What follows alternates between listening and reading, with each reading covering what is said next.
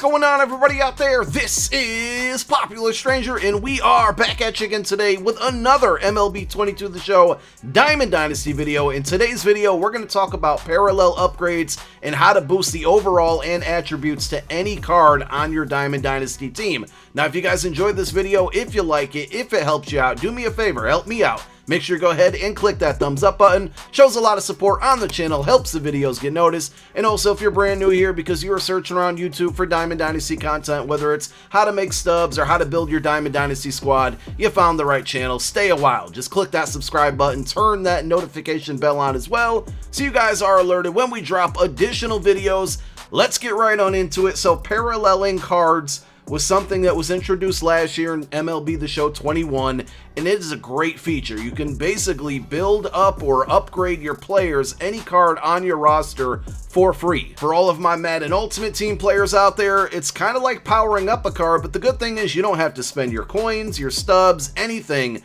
You literally just have to play the game. So we're going to start out with an example of a card that I paralleled up. We're going to show you how to do it. We're going to talk about the best ways to do it.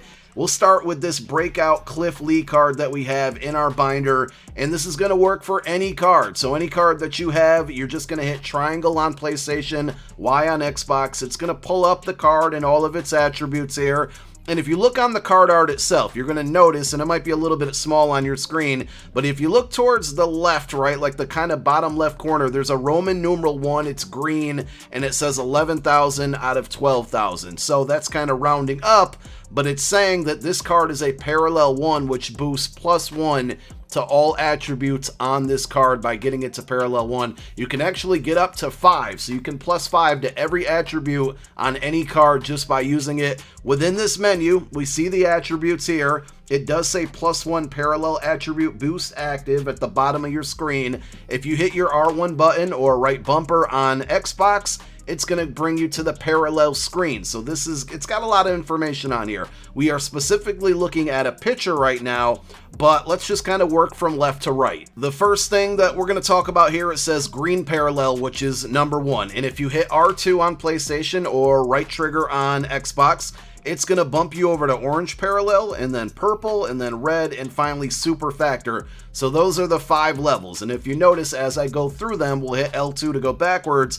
It right now says +5 to all attributes. As we go backwards, +4, +3, +2, and +1. So we are currently at +1. Now, under all of that, it states that I was number 11,823 out of now currently 12,164 people to get this specific card parallel to a green parallel. And as I go back over to the right, you're going to see at orange parallel, only 384 people. At purple, only 13 people have done it. Nobody in the entire game has done the red parallel or the super factor parallel on this specific card. So it's kind of a race, and it's fun to do. It's very, very difficult to do, but you could potentially be, you know, the first person in the world to parallel a card to super factor or red or whatever one you're currently at, and that number is always going to stay there with you. But as we talked about, you're going to boost the attributes on your card every single time you hit a new parallel 1, 2, 3, 4, and 5. Now, moving our way to the right here, you can see that we are currently at 551 PXP, and if you look at that grid at 500, and this is for every card, you're going to hit the first PXP level, the parallel green. Then at 1250 PXP, you're going to hit number 2, 3000, you're going to hit 3, 5000, you're going to hit 4, and 10,000 is where you're going to hit 5. Now, how do you get PXP? All you have to do is simply play the game with the card that you're trying to parallel up. So let's specifically talk about how you earn PXP, and we're going to look at a picture first. I will show you a batter in a moment. If you notice, it says play games. You're going to get 1.5 times PXP when you're playing ranked seasons, events, or battle royale. And yes, that includes cards you don't even own. So if you just play BR a ton and these cards that you're drafting aren't even in your binder, or they're not on your Diamond Dynasty squad, you can still earn PXP towards them. So if you do acquire them for your Diamond Dynasty team, they'll already be paralleled up, which is pretty cool. And that's going to count for like the higher overall cards like Live Series Diamonds and Flashbacks and all that stuff. And then you're going to get 1 times PXP for games against the computer. So Conquest, Play vs CPU, and Mini Seasons. So we'll show you the different game modes that you can play to earn PXP on your players. For a pitcher, you're going to get 40 PXP for every inning pitch, 10 for every quality start, 25 for every complete game, 20 for a win, 20 for a save, 25 for a shutout, 10 per strikeout, and 20 per hold. And that's basically how I've accumulated with this Cliff Lee card so far, 551 PXP, and we got him to parallel 1. Now let's take a look at Bryce Harper. So I'm currently at 455 PXP with this card. I have not hit parallel 1 yet, and if we hit R2, we're going to show that 3,069 people have done that so far. Only 744 have hit parallel 2, 22 people have hit parallel 3, the purple one, 2 people have hit red parallel, and then 1 person. So there's 1 person in the whole world that is super factored so far right now, Bryce Harper. For a batter, same thing, 1.5 for online games, 1.0 for offline games. You're going to get 10 PXP per plate attempt, 20 per triple, 5 for an RBI, 5 for a single, 20 for a home run, 5 per stolen base, 5 per walk, 5 per run, and 10 per double. So it's quicker, right, or I shouldn't say it's quicker, but you're going to earn more PXP throughout a game with a batter, but I would say it's easier to do it with a starting pitcher and a reliever. But at the end of the day, it's a big W on being able to upgrade your players for free by earning PXP. So I want to show you what it looks like when you complete a game. You're going to get your normal reward screen here. If you hit R1 on PlayStation or right bumper on Xbox, then you're going to go ahead and move to the progress screen, which there are specific missions in the Face of the Franchise program that, have to do with PXP. So if you earn a certain number of PXP with like the Cliff Lee card, you need 500. It gives you an XP reward, but I did just want to show you that under progress. But you're going to want to hit R1 or go to the right one more time to the parallel upgrades, and you will see the screen after every single game that you play, whether it's online or offline.